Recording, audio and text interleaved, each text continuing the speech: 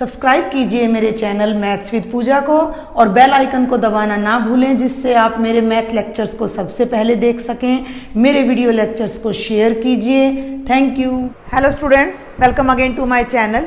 In today's lecture we will do exercise 2.2 and the topic of exercise 2.2 is relationship between roots and coefficients of a polynomial और specially we will deal with quadratic polynomial. तो quadratic polynomial की जो general form होती है पहले तो मैं वो आपको बता दूं। quadratic polynomial is a polynomial whose highest degree is 2. So a quadratic polynomial can be written in the form of ax square plus bx plus c. Okay, and this is the quadratic polynomial. तो सबसे पहले हम ये समझेंगे कि what are the roots of a polynomial and what are the coefficients, and then we will discuss the relationship between them. Okay, so we will do this topic with the help of an example. Clear? तो example ले लेते हैं भाई। एक हम suppose कर लीजिए कि there is a quadratic polynomial p x is equal to x square minus 4x plus 3. This is a quadratic polynomial and when I will compare this quadratic polynomial with the standard form then what will we get. देखो इधर क्या है, the coefficient of x square is a. ये terms आपको सबसे पहले तो आपको ये सारी टर्म्स क्लियर होनी चाहिए कि यहाँ हम क्या कर रहे हैं। कोफिशिएंट ऑफ एक्स स्क्वायर होता है आपका a और बेटा जी कोफिशिएंट ऑफ x आपका क्या होता है, b होता है। एंड द कांस्टेंट टर्म, आपकी जो कांस्टेंट टर्म है वो आपकी क्या होती है, C होती है। Is it clear? तो किसी भी क्वाड्रेटिक पोलिनोमियल में आपको ये बिल्कुल क्लियर होना चाहिए कि what do you mean by A B C. अब हमने ये क्वाड्रेटिक पोलिनोमियल ले लिया, क्लियर। और अब हम इसके कोफिशिएंट्स देखते हैं पहले क्या होंगे। तो एक्स स्क्वायर के साथ जो टर्म मल्टीप्लाई होती है वो एक्स स्क्वायर का कोफिशिएंट होती है। अगर आपको क्लियर ना हो तो आप क्या करो कि जो पोलिनोमियल हमें गिवन है in that polynomial cover x square को आप कवर कर लें और जो भी कांस्टेंट टर्म वहाँ पर लेफ्ट होती है वो आपका क्या हो जाता है, ए की वैल्यू हो जाती है। अब मैंने यहाँ एक्स स्क्वायर को कवर कर लिया तो यहाँ पर कोई भी टर्म नहीं है। तो कुछ स्टूडेंट सोचेंगे कि भाई ये तो जीरो है। जीरो नहीं है, क्योंकि ये देखो ना, इसका मतलब क्या है, a x square means a multiplied by x square. Got it? तो एक्स स्क्वायर मीन्स क्या है, यहाँ क्या होना चाहिए, ये है बेटा जी 1 इंटू एक्स स्क्वायर, क्योंकि अगर हम 1 को किसी नंबर से मल्टीप्लाई करते हैं तो वो नंबर इटसेल्फ आता है। It is multiplicative identity. If I will multiply x square by 0 then I will get 0।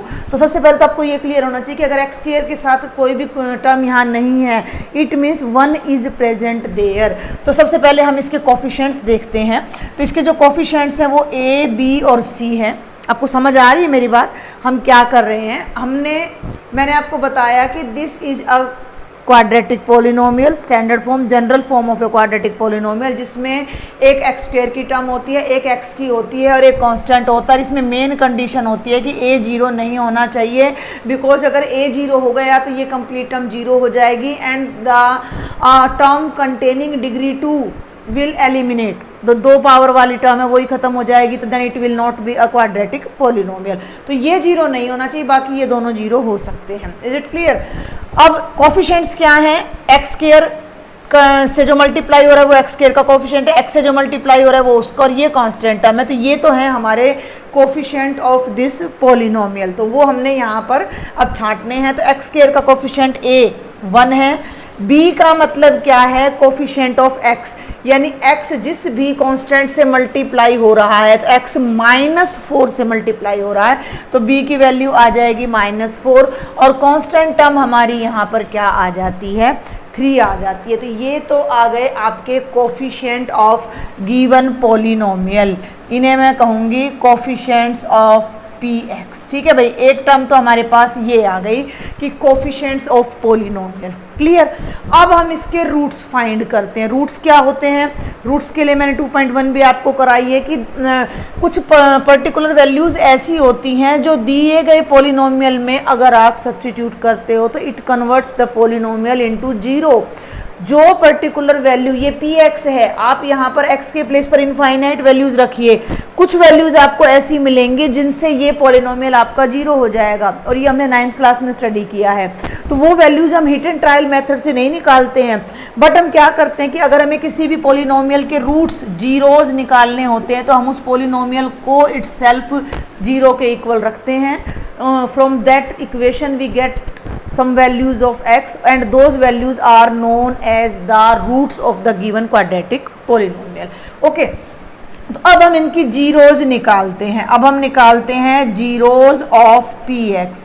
तो यहाँ मैं आपको बता दूं कि अगर हमारे पास लीनियर पॉलिनोमियल है तो उसकी एक ही रूट आता है, एक ही जीरो आती है। अगर हमारे पास क्वाड्रेटिक पॉलिनोमियल है तो उसके दो रूट्स आते हैं। क्यूबिक पॉलिनोमियल है तो हमारे 3 रूट्स आते हैं। तो ये क्वाड्रेटिक है तो 2 रूट्स आएंगे। तो जीरोज हमने निकालनी है, तो इसके लिए हम क्या कर देते हैं, पी एक्स को जीरो पुट कर देते हैं। पी एक्स को जीरो करने का मतलब है कि पी एक्स के प्लेस पर हमने इसको पॉलिनोमियल को पुट किया, x square minus 4x plus 3 is equal to zero. और अब हम इसे कैसे सॉल्व करते थे इन द क्लास 9th, हम मिडिल टर्म को स्प्लिट करते हैं। मिडिल टर्म को ऐसे स्प्लिट करते हैं कि हम उन दो फैक्टर्स को ऐड या सब्ट्रैक्ट करें तो हमें 4 मिले, और अगर हम उन्हें मल्टीप्लाई करें तो 3 और 1 की प्रोडक्ट, इन दोनों की प्रोडक्ट, ठीक है।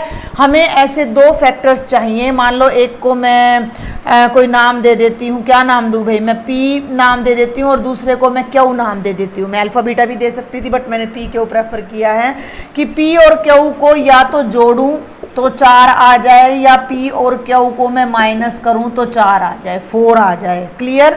और P और Q की जो प्रोडक्ट है वो इन दोनों की 1 इंटू 3 यानी 3 की प्रोडक्ट के इक्वल होना चाहिए। Got it. तो इसके लिए हम क्या करते हैं कि हम इस प्रोडक्ट को फैक्टराइज कर लेते हैं, इसके प्राइम फैक्टर्स कर लेते हैं। तो 3 के प्राइम फैक्टर्स तो भाई कुछ भी नहीं बनेंगे, 3 तो 3 ही होता है, तो 3 इंटू 1 आ जाएगा। तो 4 को मैं 3 प्लस 1 राइट कर सकती हूँ, ध्यान से समझेंगे। 4 का मतलब है 3 प्लस 1, और 3 को जब मैं 1 से मल्टीप्लाई करूंगी तो 3 इंटू 1 हमारा आ जाएगा। ये सब मेथड्स हमने 9th क्लास में भी किए हुए हैं। तो यहाँ से अब हम आगे प्रोसीड करते हैं।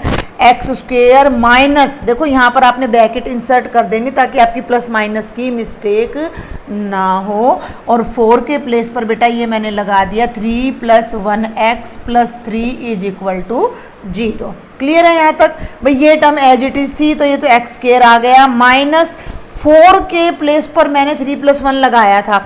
अब इस ब्रैकेट को मैं ओपन कर रही हूँ, तो माइनस को इस 3 से करेंगे तो माइनस 3 मल्टीप्लाइड बाय एक्स, और माइनस प्लस, ये माइनस और एक प्लस अंदर है तो दोनों माइनस प्लस माइनस 1x और प्लस 3 इज इक्वल टू 0।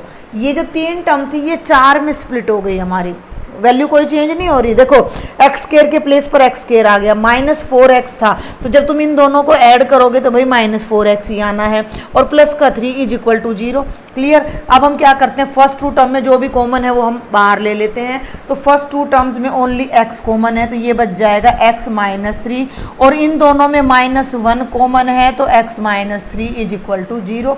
ये दोनों टर्म्स आपको सेम मिलेंगी। तो आपने क्या करना है कि x माइनस 3 को तो बाहर ले लेना है। इसमें से फर्स्ट टर्म में से जब आपने x माइनस 3 को कॉमन ले लिया तो you are left with x here, minus जब आपने इसको कॉमन ले लिया तो you are left with x minus 1 is equal to 0। हमें दो फैक्टर्स मिल रहे हैं, x minus 3 into x minus 1 is equal to 0। जब दो फैक्टर्स की प्रोडक्ट 0 होती है, ये एक सिंपल सा रिजल्ट है कि if x into y is equal to 0 है तो then either x is equal to 0 और y इज इक्वल टू 0 होता ही होता है। दो टर्म्स, दो वेरिएबल्स या दो नंबर्स की प्रोडक्ट अगर 0 है, नंबर ही है वैसे ये, तो दो नंबर्स की प्रोडक्ट अगर 0 है तो उनमें से एक नंबर ने 0 जरूर होना है। तो either x minus 3 is equal to 0 और x minus 1 is equal to 0। यहाँ से हम 3 को राइट में ले जाएंगे तो x बन जाएगा 0 प्लस 3 दैट्स 3, एंड यहाँ से हमें x की वैल्यू मिल जाएगी 1।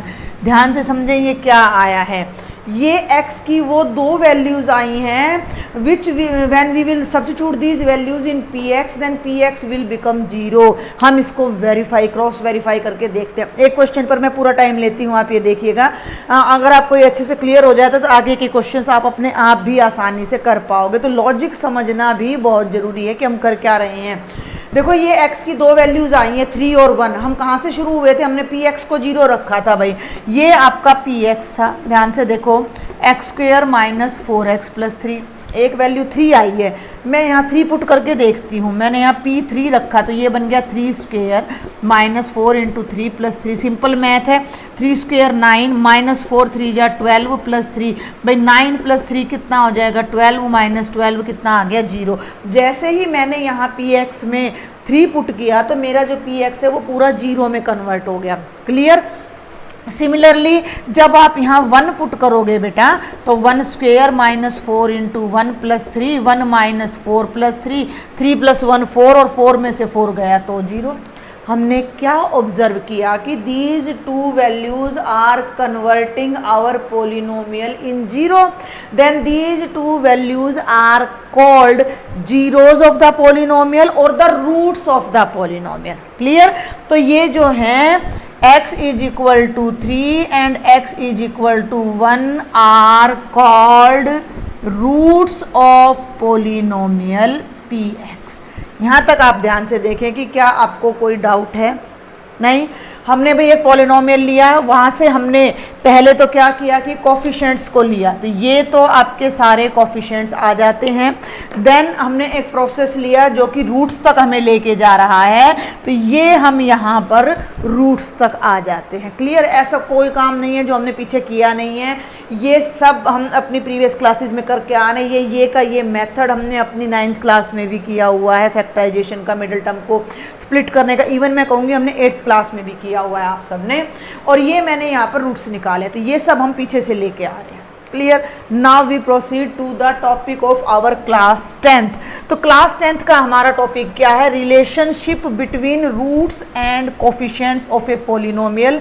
एंड स्पेशली मैं आपको यहाँ बोल रही हूँ कि अभी हम कर क्या रहे हैं, अभी हम कर रहे हैं क्वाड्रेटिक पोलिनोमियल। मैं यहाँ लिख देती हूँ, this is quadratic polynomial. Clear. तो अब हमने ये देखना है कि ये दो रूट्स आ गए हैं और ये 3 कोफिशिएंट्स हैं, इनको हम एक जगह नोट कर लेते हैं। जो कोफिशिएंट्स हैं हमारे वो हैं a is equal to 1, b is equal to -4 and c is equal to 3। Clear. और जो रूट्स हैं हमारे, अब मैं यहाँ एक नई बात और आपको बताने जा रही हूँ, that roots of a quadratic polynomial are denoted by 2 special alphabets of Greek language, those are alpha and beta।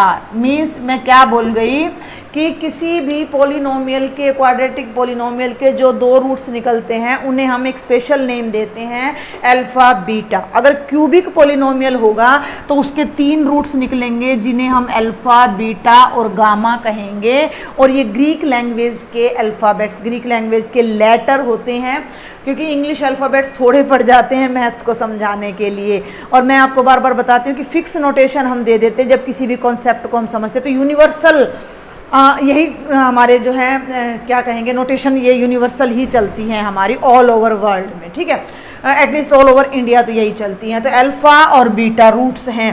पहला रूट 3 है, दूसरा रूट 1 है। कोई किसी को भी फर्स्ट ले लो, अल्फा ले लो, किसी को भी बीटा, ये आपके रूट्स आ गए। अब इनके बीच में एक रिलेशन ढूंढना है। अब मैथ्स में रिलेशन का क्या मतलब है? मैथ्स में कोई भाई, चाचा, ताई, काका थोड़े ना होता है। मैथ्स में तो प्लस माइनस, मल्टीप्लाई और डिवाइड होता है, ये रिलेशन होते हैं मैथ्स में। तो अब हमने इनके बीच में एक रिलेशन ढूंढना है। तो आप जरा बड़े ध्यान से देखिएगा इस बात को। हम क्या करते हैं, इनका सम ले लेते हैं, सम ऑफ रूट्स ले लेते हैं। ठीक है भाई, पोलिनोमियल के रूट्स आ गए, अब हम इनको ऐड कर रहे हैं। तो एक का नाम अल्फा है, हमने अल्फा प्लस बीटा किया तो कितना आ गया, 3 + 1, ये आ गया 4। कोई दिक्कत नहीं, यहाँ तक सिंपल मैथ है। अब आप एक बात और ध्यान दें कि ये b है और ये a है, b -4 है और a 1 है। अगर मैं b को a से डिवाइड करती हूँ तो -4/1 आता है, लेकिन अगर मैं इसके आगे एक माइनस और लगा देती हूँ तो दो माइनस मिलकर +4/1 यानी 4 बन जाते हैं। बहुत ध्यान से देखना है। और ये 4 और ये 4 दोनों क्या हैं, सेम है। क्लियर। तो ये हम क्या देख रहे हैं कि ये जो रूट्स का जो सम आ रहा है वो इसके इक्वल आ रहा है। और ये क्या है, दिस इज -b/a। -b क्या है, कोफिशिएंट ऑफ x। तो मैं इस चीज को ऐसे भी लिख सकती हूँ, minus coefficient of x by a क्या है आपका, कोफिशिएंट ऑफ x स्क्वायर। तो एक कंक्लूजन हमारे पास ये निकलता है। अब इस कंक्लूजन को समझने से पहले आपके माइंड में बिल्कुल क्लियर होना चाहिए कि ax² + bx + c is a polynomial, quadratic polynomial. Always her question में हमने ax² + bx + c को ही जनरल पॉलिनोमियल लेना है। उसके कोफिशिएंट्स को a b c से ही हमने डिनोट करना है।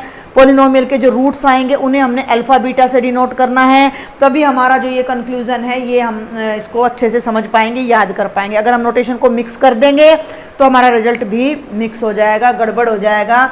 तो हमने क्या देखा कि अगर किसी क्वाड्रेटिक पॉलिनोमियल के कोफिशिएंट्स a b c हैं, दो रूट्स अल्फा बीटा है, तो फर्स्ट कंक्लूजन हमारे पास क्या आता है कि किसी भी पॉलिनोमियल के जो रूट्स का सम है वो -b/a होता है। क्लियर। अगर हमें ये सारी नोटेशंस पता हैं तो इसी बात को हम ऐसे भी लिख देते हैं कि minus coefficient of x by coefficient of x square, both are same.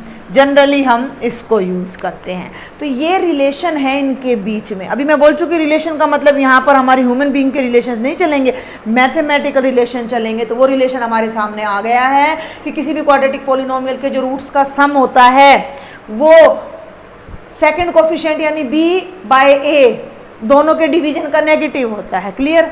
और अब हम एक चीज़ और चेक करते हैं सम के बाद। अब हम चेक करते हैं product of roots. Product of roots मैं क्रॉस चेक करके समझा रही हूँ आपको ये दोनों बातें। तो प्रोडक्ट ऑफ रूट्स क्या बनेगा, अल्फा इंटू बीटा। अल्फा 3 है, बीटा 1 है, तो प्रोडक्ट कितनी आ गई, 3 × 1 3 आ गई।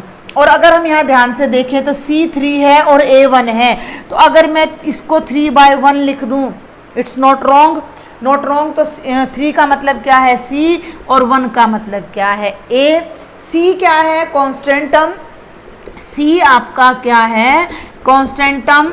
और ये आपका क्या है भाई, कोफिशिएंट ऑफ x स्क्वायर। तो ये एक और रिलेशन हमारे पास आ जाता है कि product of the roots of a polynomial is equal to c/a, where c is the constant term and a is the coefficient of x square in the given quadratic polynomial। और इस चीज़ को आप ऐसे भी लिख सकते हो कि this is equal to constant term। बार बार लिख रही हूँ मैं एक ही बात को, ताकि आपको अच्छे से ये चीज़ माइंड में सेट हो जाए, आपके माइंड में। क्लियर।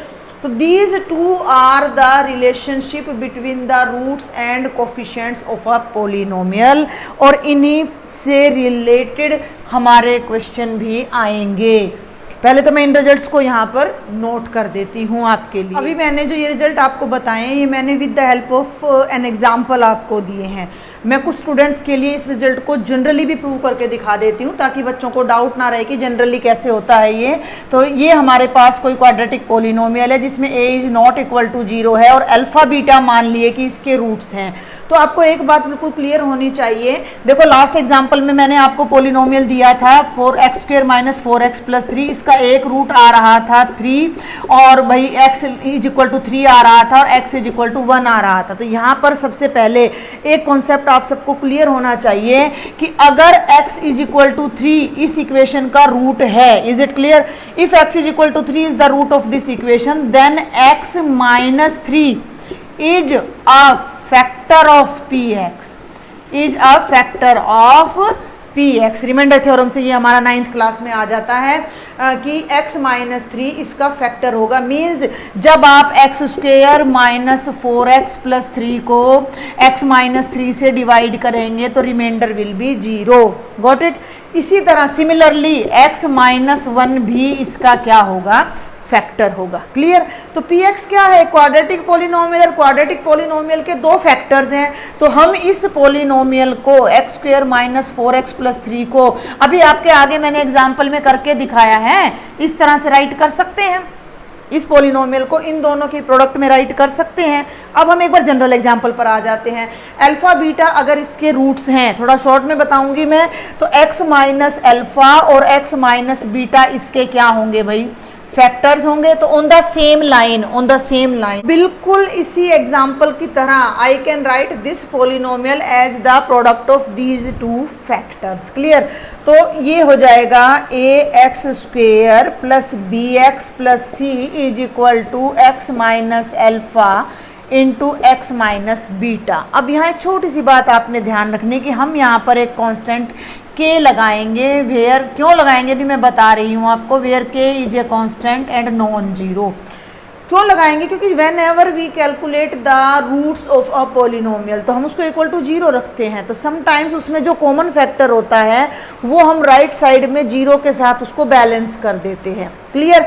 तो वहाँ पर हमारे रूट्स में और इस पॉलिनोमियल की जो एग्जैक्ट फॉर्म है उसमें डिफरेंस आ जाता है। तो उस डिफरेंस को मैनेज करने के लिए हम यहाँ पर क्या लगा देते हैं? k लगा देते हैं। क्योंकि देखो ना, ये हमारे पास पॉलिनोमियल है, इसके रूट्स 3 और 1 हैं। अब मैं एक पॉलिनोमियल और लेके दिखाती हूँ आपको फटाफट से। 2x square minus 8x plus 6, दोनों डिफरेंट है भाई पॉलिनोमियल, ध्यान से देख लेना। लेकिन जब मैं इसके रूट्स फाइंड करूंगी, अब देखना इस बात को, जब मैं इसके रूट्स फाइंड करूंगी तो मैं इसको इक्वल टू जीरो रखूंगी। अब ध्यान से समझना, 2 इधर है, 2 इधर है, 2 इधर है, कॉमन है तो मैं इस 2 को कॉमन भी ले सकती हूँ। और अगर मैं कॉमन ना भी लूँ तो आप इसको ना एक बार कैलकुलेट कर लेना कि मल्टीप्लाई करोगे तो 12 आना चाहिए। इसके फैक्टर बनेंगे 6 और 2, 6 प्लस 2 8 और 6 2 12 आ जाएगा। तो इसके जो फैक्टर बनेंगे 6 और 2 बनेंगे। तो इसका जो हमारे फैक्टर्स आ जाएंगे वो ये आ जाएंगे minus 2x plus 6 is equal to 0।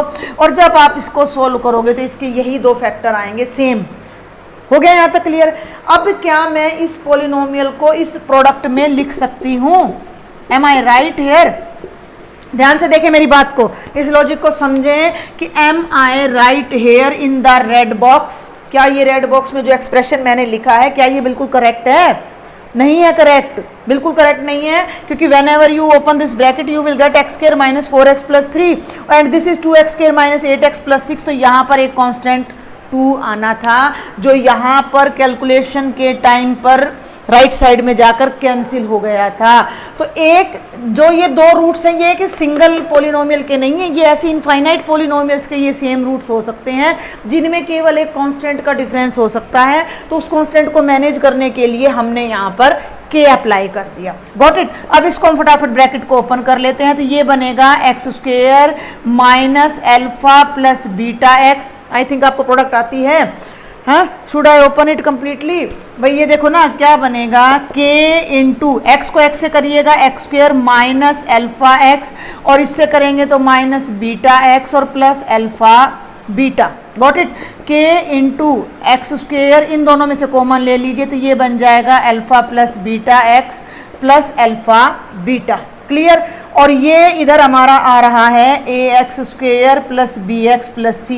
एक बार फिर राइट करते हैं हम ax square plus bx plus c. k को अंदर ले जाइए तो ये बन गया kx स्क्वेयर, k इससे भी मल्टीप्लाई हो जाएगा k into alpha plus beta, के लिए थोड़ा सा लंबा हो जाता है ये हमारी जो लाइन होती है, और plus k into alpha beta. Clear है? यहाँ तक समझ आ रहा है? मैंने कुछ भी नहीं किया, राइट साइड को ओपन किया है और दोनों साइड्स को इक्वल करके राइट कर दिया है। अब ये भी एक पॉलिनोमियल है और ये भी एक क्वाड्रेटिक पॉलिनोमियल है। और दो क्वाड्रेटिक पॉलिनोमियल्स अगर इक्वल हैं तो उनके कॉरस्पॉन्डिंग कोफिशिएंट सेम होने चाहिए। तो जो एक्स स्क्वायर का कोफिशिएंट है वो एक्स स्क्वायर के इक्वल होना चाहिए। यहाँ a है और यहाँ k है तो a is equal to k। Clear?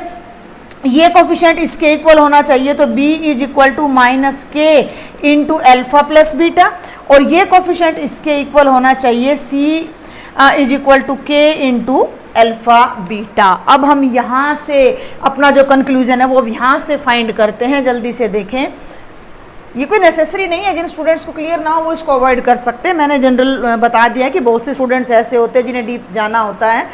तो आप यहाँ से देखो भाई एक बार फटाफट से, b क्या है? Minus k into alpha plus beta. Clear. Alpha plus beta को मैंने यहाँ रखा और मैं के को माइनस को नीचे ले आई, तो ये बन गया minus b by k is equal to alpha plus beta. और के क्या है, ए के इक्वल है, तो ये बन गया minus b by a is equal to alpha plus beta. और जब इनको कंपेयर करेंगे यहाँ से तो क्या आ गया, अल्फा बीटा को मैंने इधर रखा, के नीचे डिनोमिनेटर में चला जाएगा, सी बाई के, और ये आपका बन जाएगा सी बाई ए। तो मैंने एक जनरल पोलिनोमियल लेकर भी आपको ये जो relation between roots and coefficient है वो समझा दिया है। Now we will do 2 examples from NCERT. This is example number 2. Find the, I am just reading the statement, find the zeros of the quadratic polynomial px is equal to x square plus 7x plus 10 and verify the relationship between its roots and coefficients. Clear? हम कैसे करेंगे इसको proper तरीके से, मैं आपको एक example यहाँ बता रही हूँ। Comparing given quadratic polynomial with ax square plus bx plus c we get, ठीक है। इन दोनों को कंपैरिजन हमने किया तो हमें कोफिशिएंट मिल जाता है a, एक्स स्क्वायर का कोफिशिएंट 1 है, x का कोफिशिएंट b कहलाता है जो कि 7 है, कांस्टेंट टर्म हमारी 10 है। तो ये तो हमारे तीनों कोफिशिएंट्स आ गए। Now we will find roots of px। Clear? तो उसके लिए हम क्या कर लेते हैं, put px is equal to 0, px को हमने इक्वल टू 0 किया, it will be x square plus 7x plus 10 is equal to 0। Middle term को स्प्लिट करना है, ऐड करें तो 7 आए, मल्टीप्लाई करें तो 10 1 जा 10, 5 2 जा 10, 5 प्लस 2 7, तो डायरेक्ट हो जाएगा ये x square plus 5x plus 2x। बेहद ईजी क्वेश्चन है आपका, वेरी इजी। 7x को मैंने 5 प्लस 2 करके लिख दिया, कोई प्रॉब्लम नहीं। अब फर्स्ट 2 में से हम x कॉमन लेंगे तो it will be x plus 5, last 2 में से 2 कॉमन लेंगे then it will be x plus 5 is equal to 0। x plus 5 is common तो it will be x plus 5 out, here we are left with x only and here 2 only, that is equal to 0. Put either x plus 5 is equal to 0 or x plus 2 is equal to 0. From first one we get x is equal to minus 5 and second one we get x is equal to minus 2. तो अब आप यहाँ क्या लिखेंगे, तो hence the roots of px are, और उनको जो नेमिंग अब हमने देनी है, because these are 2 distinct roots, तो हमने एक को नाम दे देना है alpha is equal to -5 and beta is equal to -2। तो ये आपके रूट्स आ गए। This is the first step, compare the given polynomial with the general form and find the coefficients of given quadratic polynomial. Second step, आप इन step की कोई ज़रूरत नहीं होती, आप आगे पीछे भी कर सकते हैं, बट कुछ स्टूडेंट्स को लगता है कि स्टेप की ज़रूरत है तो आप ऐसे कर सकते हैं। फर्स्ट स्टेप में आपने कोफिशिएंट्स फाइंड किए, सेकंड स्टेप में आपने रूट्स फाइंड किए, और थर्ड स्टेप में now you will verify the relationship between roots and coefficients. तो अब वो रिलेशनशिप अब हमने वेरीफाई करना है कि क्या अल्फा प्लस बीटा इसके इक्वल आ रहा है और क्या अल्फा बीटा सी बाय ए के इक्वल आ रहा है या नहीं। तो अब हमने यहाँ पर वेरीफाई करना है, तो कंसीडर लेट, पहले हम ले लेते हैं अल्फा प्लस बीटा, तो कितना बन गया -5 प्लस -2 दैट इज -7। क्लियर? और अब हम राइट हैंड साइड ले लेते हैं -b by a and -b by a. b 7 है, a 1 है, माइनस ऑलरेडी है, माइनस ऑफ 7/1 ये -7, ये 1 इक्वेशन, ये 2 लिख दीजिएगा। जितना अच्छे से आप अपनी बात को एक्सप्रेस कर पाते हैं उतने अच्छे आपको स्कोर करेंगे आप अपने एग्जाम में। फ्रॉम 1 and 2 हमें क्या मिलता है, alpha plus beta value is equal to -b by a, और हमारा फर्स्ट रिलेशन वेरीफाई हो गया। नाउ अब हम सेकंड रिलेशन देखते हैं। पहले हम क्या निकाल लेते हैं, अल्फा बीटा की प्रोडक्ट फाइंड आउट कर लेते हैं। भाई देखो माइनस प्लस में आप ब्रैकेट वगैरह का ध्यान रखना, अल्फा नेगेटिव है तो -5 बीटा, ये कई बच्चे क्या कर देते हैं, देखो इधर ध्यान दो एक बार, अल्फा बीटा है, अब आपने ये लिख दिया, ये क्या पढ़ा जाएगा, इट विल बी -5 -2। क्लियर? समझ आ रहा है? या अच्छे से क्रॉस लगा के तो यहाँ ब्रैकेट इंसर्ट करें तो माइनस प्लस 5 2 जा तो 10 आ गया। Name it as equation number 3। और राइट साइड क्या है भाई आपकी c/a। c कितना है 10, a कितना है 1, तो ये आ जाएगा 10/1 यानी कि 10, इक्वेशन नंबर 4। तो फ्रॉम 3 and 4 वी गेट, हमें क्या मिलता है कि product of alpha beta is equal to c/a, और आप यहाँ लिख देंगे हैंस वेरीफाइड, यानी कि जो रिलेशनशिप थी वो हमने वेरीफाई कर दी है। क्वेश्चन थोड़ा सा आपको दिखने में लेंथी लग रहा है बट मुश्किल बिल्कुल भी नहीं है, and this is the proper method of solving this question. इससे कम ये हो भी नहीं सकता। तो आगे के क्वेश्चंस मैं आपको थोड़ा सा शॉर्ट में बताऊंगी। Now we will do example number 3 बेटा। एग्जाम्पल नंबर 3 मैंने यहाँ से अच्छे से इरेज नहीं किया है ताकि मुझे राइट ना करना पड़े। तो ये आपका है x² - 3। This is not the standard form of polynomial. इसमें क्योंकि x की टर्म नहीं है तो ये कैसे लिख सकते हो, x² + 0x - 3। भाई 0 को x से मल्टीप्लाई करेंगे, जो टर्म है नहीं वो 0 है, क्लियर। तो जब हम इससे कंपैरिजन करेंगे ax² + bx + c से, तो a तो 1 ही आएगा, b आपका बेटा जी 0 आएगा और c आपका -3 आएगा। रूट फाइंड करने के लिए, ये यहाँ मैंने लिखा था वी विल, रूट फाइंड करने के लिए हम px को 0 रखेंगे, x² - 3 इज इक्वल टू 0।